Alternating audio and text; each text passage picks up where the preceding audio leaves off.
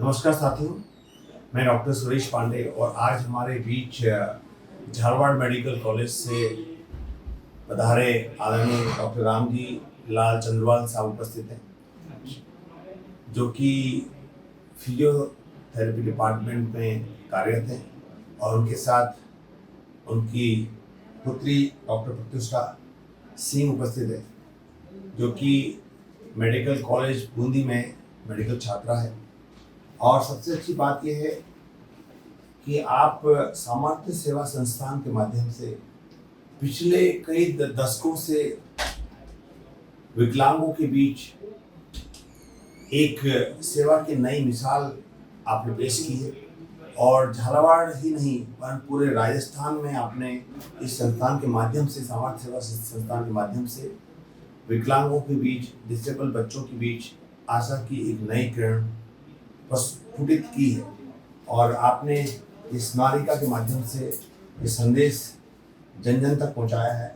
और जैसा कि आप देख रहे हैं, इस स्मारिका में सभी इम्पोर्टेंट लोगों के संदेश हैं, जिसमें चीफ मिनिस्टर से लेकर और सभी इम्पोर्टेंट जितने भी ऑफिस बेयरर्स हैं उनके संदेश छपे हैं। मैं बधाई देना चाहता हूँ डॉक्टर रामलाल साहब को आपके कार्य के लिए।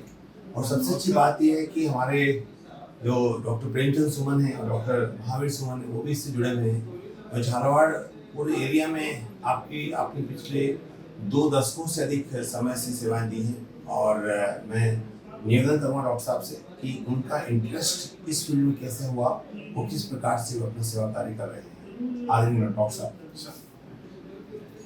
मेरा दिव्यांगता के क्षेत्र में इंटरेस्ट इसलिए बढ़ा कि मैं एक छोटे से गांव का रहने वाला हूँ, कौम डिस्ट्रिक्ट से। और हमारे बड़े भाई साहब है, उनको एक पैर से पोलियो है। और 1974 में संतोष गवा दुर्लभ हॉस्पिटल में उनको ऑपरेशन हुआ था, बट वो पूर्णतया ठीक नहीं हो पाया। तो तभी से मेरे मन में था कि विकलांगता कैसे दूर हो, कैसे रोकथाम हो, कैसे जागरूक हो विकलांगता के प्रति। तो तभी से थोड़ा सा मेरे मन में था, बट उस टाइम साधन और कई चीज़ों के अभाव में मैं काम नहीं कर पाया।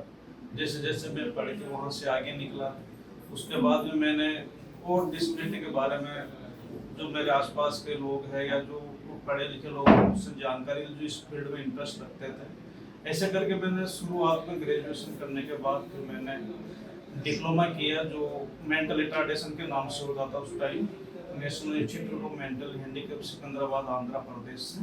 तो उसको करने के बाद में मेरा इंटरेस्ट बढ़ा, क्योंकि देखा जाए तो उस टाइम केवल 4 ही दिव्यांगता को गवर्नमेंट गिनती थी। फिजिकली हैंडीकैप है, मेंटल रिटार्डेशन है और ब्लाइंडनेस है एंड हियरिंग इम्पेयर्ड।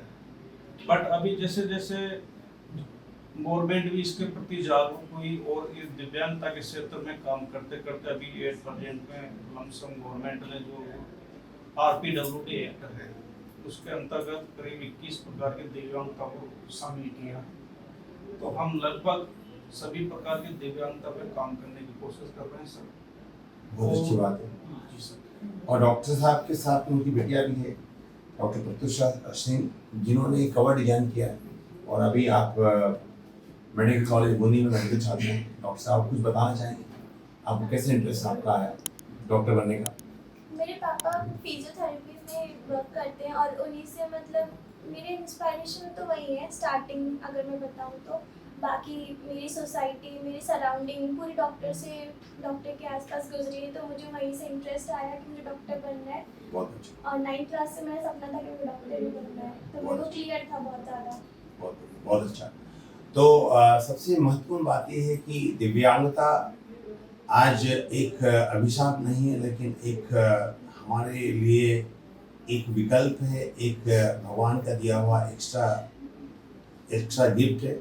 कई बार जैसे हम आंखों के बारे में बात करें तो जो लोग जन्म से अंधे होते हैं या नेत्रहीन होते हैं, उनके अंदर एक गुण ज़्यादा होता है। और इसका सबसे बड़ा एग्जाम्पल श्रीकांत बोला है, जिनके ऊपर श्रीकांत मूवी बनी है। और उन्होंने किस प्रकार से अपनी दिव्यांगता को, अपनी नेत्रहीनता को चुनौती देते हुए MIT बोस्टन से पढ़ाई की और भारत लौटकर उन्होंने हैदराबाद सिकंदराबाद में बोलेंट इंडस्ट्री की स्थापना की। आज बोलेंट इंडस्ट्री में 50 से भी अधिक नेत्रहीन व्यक्ति कार्य करते हैं। और सबसे महत्वपूर्ण बात यह है कि आप विकलांग लोगों को, दिव्यांग लोगों को एक नया हौसला देते हैं, एक नई जीने की वजह देते हैं। ये कार्य बहुत ही सराहनीय है। मैं ईश्वर से प्रार्थना करता हूँ कि आप इसी तरह से इस दिशा में कार्य करते रहें और जीने के लिए हौसला अफजाई करते रहें। धन्यवाद। नमस्कार। डॉक्टर सुनील पांडे।